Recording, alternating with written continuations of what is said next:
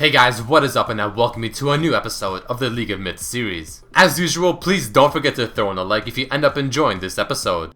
But going into the first myth submitted by Laserface, what happens if Agnivia's guardian angel comes back up before she dies in her passive form?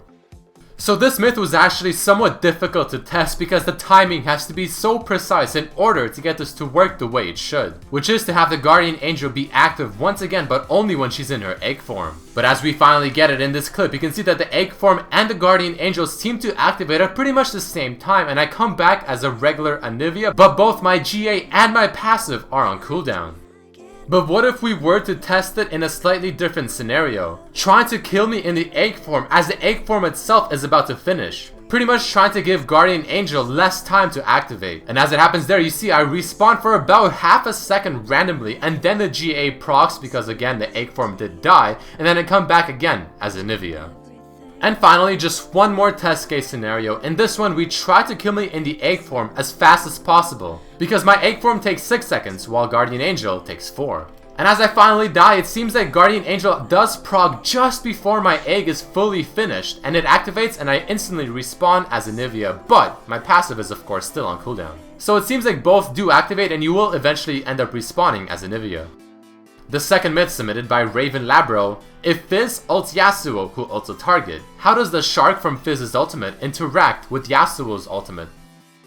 So this myth is somewhat straightforward in terms of how we're testing it, but the reason it's somewhat interesting is because Yasuo is in the air while he's using his ultimate while the shark is coming out of the ground. So will it hit him, and if it does, will it cancel the ultimate? And as we finally initiate it, I use the ultimate on the Maokai as Fizz ults me as well. And as I'm in the air, the shark still attacks me, but it does not cancel the ultimate. And here once again is the exact same clip, just at a better angle to really see how it looks. And how the shark really does hit Yasuo while he's in the air, but still not cancelling his ultimate. The next myth submitted by Nixon: how would Scarns and Azir's ultimate interact with each other? Azir's ultimate is quickly becoming known as an extremely solid ultimate in terms of blocking off the enemy team. But the question is, can I pull an enemy champion as Skarner through the ultimate? And there was Sejuani, it looked like she got stopped.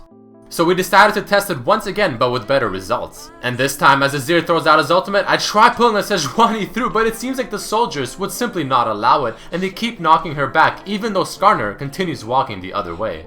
But what if Azir is on the enemy team? Would Skarner's ultimate be able to pull someone over the wall that's made by the soldiers? And as I try using it on Riven just behind the soldiers, I am instantly able to grab her and pull her right through. So the soldiers do not prevent Skarner from using his ultimate over them. And the final myth of this episode submitted by Boomshaka: if Jarvan or Darius ult and Vayne condemns them mid-jump, does the ultimate still go? So the first person we tested this myth with is Darius. And as we're finally getting ready to time this perfectly, the Darius uses his ultimate, I use my condemn and I push him back, but the ultimate still goes. Meaning that Vayne cannot prevent Darius from hitting her, but at least you can push him back. But the question is now, does Vayne's condemn interact with Jarvan's ultimate in the same manner? And as it finally happens, that Jarvan uses the ultimate, I use my condemn, but Jarvan gives no Fs and you cannot push him back and he still goes right on top of you. I guess that is the true might of Demacia.